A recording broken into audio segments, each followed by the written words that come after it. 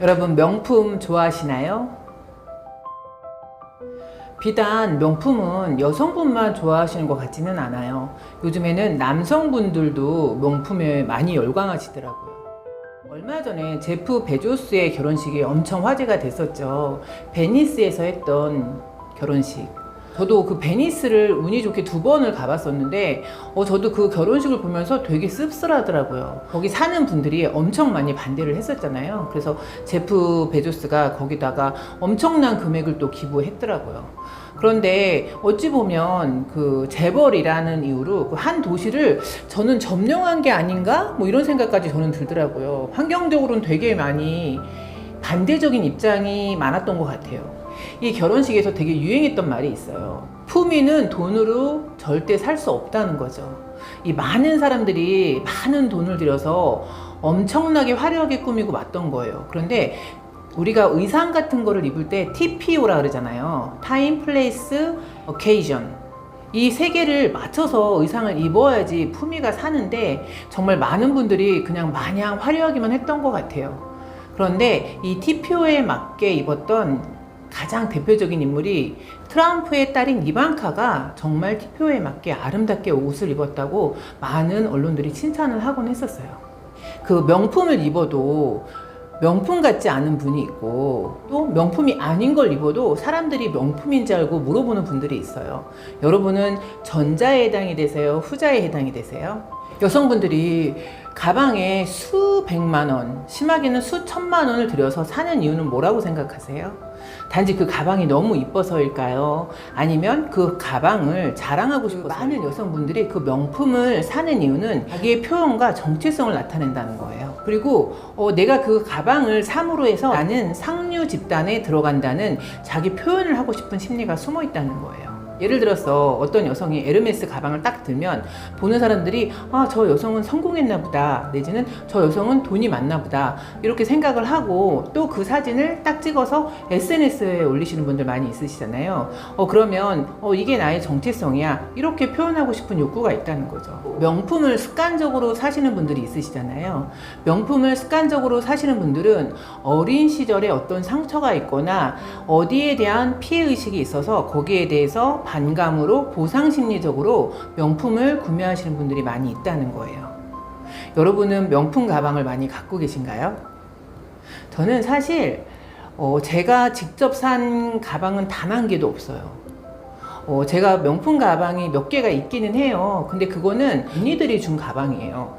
그리고 제가 직접 산 가방은 하나도 없고, 그러면서 제가 이 영상을 찍으면서 내가 직접 산 명품이 뭐가 있나 곰곰이 생각을 해봤어요. 그런데 제 기억이 맞는지는 모르겠지만 제가 제 돈으로 산 명품이 딱 하나 있더라고요. 근데 그거는 뭐였냐면 선글라스였어요. 왜냐면 제가 그 빛에 되게 좀 약한 경향이 있어서 그 차에서 선글라스를 끼는 경향이 많이 있어서 선글라스는 눈을 보여야 되니까 좋은 걸 사야 되겠다 이런 심리로 선글라스는 제가 한 번 산 적이 있었고 나머지는 뭐 신발이나 옷이나 가방 이런 거는 제가 명품을 산 적은 없었던 것 같아요.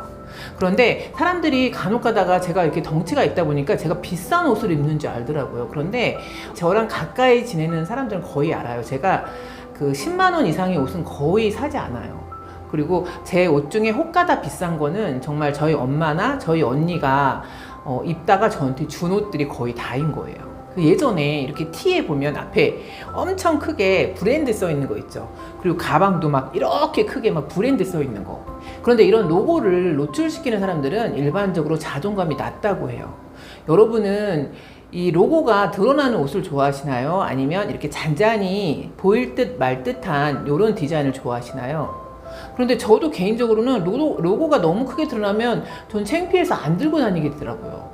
그리고 되도록이면 이렇게 로고가 보이지 않는 게 뭐 제가 자존감이 높아서 그렇다라기보다는 이렇게 베이직한 디자인을 제가 개인적으로 좀 선호하는 것 같아요. 그래서 이런 뭐 로고가 밖으로 드러나고 이런 거는 저는 별로 개인적으로 선호하지 않는 것 같아요. 마음속에 상처가 있거나 실패의 경험이 있을 때 많은 사람들이 그거를 명품을 구매하는 걸로 이런 기분을 전환시키고 기분을 풀어낸다는 거예요.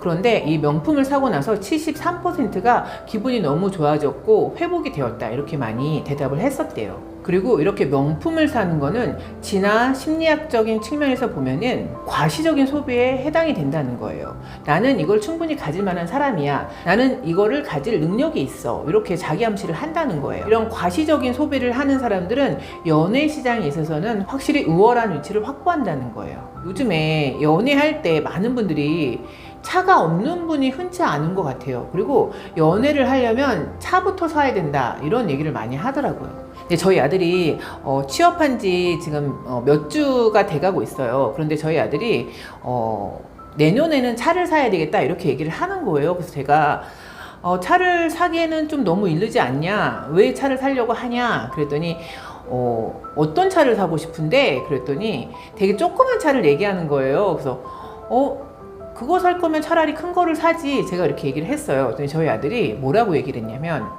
엄마가 우리 회사에 와보면 내가 왜 차를 사려고 하나 이거를 알게 될 거야.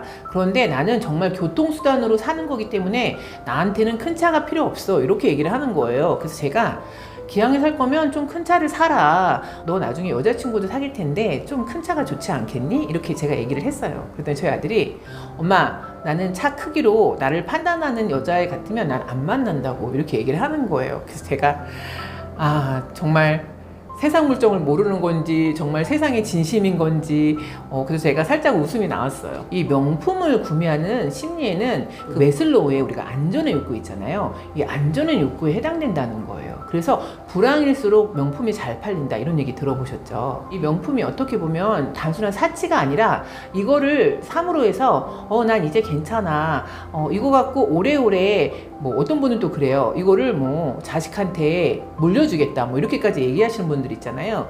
그런 심리로 안전의 욕구를 취한다는 거예요. 그리고 이걸 내가 가졌으니 나는 괜찮아 이러면서 안심을 하고 안도감을 갖는다는 거예요. 저는 이 심리는 조금 이해가 안 되는데, 명품을 가졌다고 해서 안도가 될까요? 물론 기분은 좋아지겠지만 이게 안전의 욕구를 보장하지는 않는 것 같아요. 연인 사이에 돈 없는 남자친구들이 그런 얘기를 많이 한대요. 여자친구가 나도 저런 명품 가방 갖고 싶어 뭐 이렇게 얘기를 하면 남자친구들이 그런 얘기를 많이 한대요. 너 자체가 명품인데 무슨 명품 가방이 필요하니? 너 자체가 명품이기 때문에 괜찮아 뭐 이렇게 얘기를 한다는 거예요. 그런데 또 단순한 여성분들은 또 그 얘기 듣고 너무 기쁜 거죠. 내 남자친구가 나를 명품으로 봐주고 있구나. 사람 명품이 명품 가방만 못할까요? 저는 정말 그 말이 진심일 수도 있다고 생각을 해요. 정말 사람이 명품이면 굳이 명품을 지녀야지 만족을 할까요? 저는 그런 부분에서는 어찌 보면 제가 좀 무력은 없는 것 같아요. 지난번에 제 지인하고 막 그런 얘기를 했어요. 제 지인이 그렇게 얘기를 하는 거예요. 나는 식욕은 없는데 무력이 많다고 이렇게 얘기를 하는 거예요. 그래서 저는 어떻게 대답을 했냐면, 나는 무력은 없는데 식욕이 많다고. 그래서 둘이서 엄청 웃었어요. 근데 저도 진짜 생각해보면 저는 무력이 예전에는 많았어요. 예전에는 많았는데 이게 어떤 그런 것 같아요. 완전히 잃어보면 그게 되게 더덥고 험하다는 걸 알게 되는 것 같아요. 완전히 다 잃어보고 나서는 그리 물질에 집착하지 않게 됐던 것 같아요. 그런데 되게 희한하게 식욕은 아직도 모든 게 너무 맛있는 거예요. 세상에 맛있는 게 너무 많은 거예요. 그래서 저는 개인적으로 식욕이 없을 때가 있었어요. 저도 너무너무 아팠을 때. 근데 식욕이 없어지니까 정말 살이 쭉 내려가더라고요. 그런데 다시 또 식욕이 돋으니까 또 살이 확 올라오더라고요. 그래서 제가 어느 날 생각을 해봤어요. 식욕 없이 날씬하게 사는 게 좋은 건가? 아니면 식욕이 있고 즐겁고 행복하게 사는 게 좋은 건가? 이런 생각을 해봤어요. 날씬하면 엄청 옷 입어도 너무 예쁘잖아요. 막 사진 찍어도 예쁘고. 그런데 저는 그 두 개를 두고서 선택을 해야 된다 그러면 저는 후자를 선택할 것 같아요. 맛있게 먹고 좀 살이 쪄도 행복하고 즐거운 게 더 나은 거 아닌가? 막 이런 생각을 하는 거예요. SNS가 막 너무 많이 그 명품을 너무 평범하게 만드는 것 같아요. 어느 집에 가면 정말 명품 장이 있는 집도 있더라고요. 언니가 서울에 사는데 그 형부가 그렇게 가방을 사주는 것 같아요. 뭐 집이 막 잘 사는 것도 아닌데, 근데 형부가 저희 언니를 그 명품 가방을 뭐 때마다 이렇게 하나씩 사주시더라고요. 그러니까 저희 언니는 직장도 없고 그냥 가정주부인데 집에 갔더니 이 명품 가방 장이 있더라고요. 그래서 제가 정말 너무 기가 막혔어요. 직장 다니는 나도 명품 가방이 하나가 없는데 집에서 놀고 있는 언니가 명품 가방 장이 있어서 제가 가방 달라 그랬더니 그 오래된 것부터 하나씩 빼서 주더라고요. 그래서 언니한테 이렇게 받아서 쓰는 재미도 있는 거죠. 그런데 이렇게 물건에 집착하다 보면 정말 그거는 월급쟁이가 감당할 수 없는 금액이 되는 것 같아요. 여러분은 돈을 어디 가장 많이 소비하세요? 저도 생각을 해봤어요. 제가 타는 월급 중에 가장 많이 지출하는 부분이 어딘가, 가장 많이 지출하는 부분이 어딘가, 이거를 생각해봤어요. 뭐 엔겔지스라고 먹는데 많이 이렇게 지출하시는 분들도 있잖아요. 그런데 뭐 저는 그렇게 집에서 밥을 먹을 일이 많지 않기 때문에 엔겔지수는 뭐 그리 높은 편은 아니고, 제가 가장 많이 쓰는 부분으로 나누면 저는 뭐를 배우는 데 제일 많이 쓰는 것 같아요. 뭐 운동을 배우거나 공부를 배우거나 취미를 배우거나 이런 학습비라고 할까요? 이게 가장 많이 저한테는 지출을 차지하는 것 같아요. 그런데 많은 분들이 이렇게 뭐 한 달에 한 번씩 뭐 본인한테 상을 준다 뭐 이런 의미로 정말 명품을 하나씩 사시는 분들이 있더라고요. 그러면 저는 어떤 때 그런 생각이 들어요. 저거를 월급으로 감당할 수 있나? 막 이런 생각이 저는 들 때가 있더라고요. 근데 너무 감사한 거는 제가 거기다가 식욕이 있는 데다가 무료까지 있었으면 정말 어쩔 뻔했어요. 그런데 다행히 물욕은 없어졌기 때문에 지금은 뭐 살면서 그렇게 많은 게 필요하지 않다는 걸 점점 알아가는 것 같아요.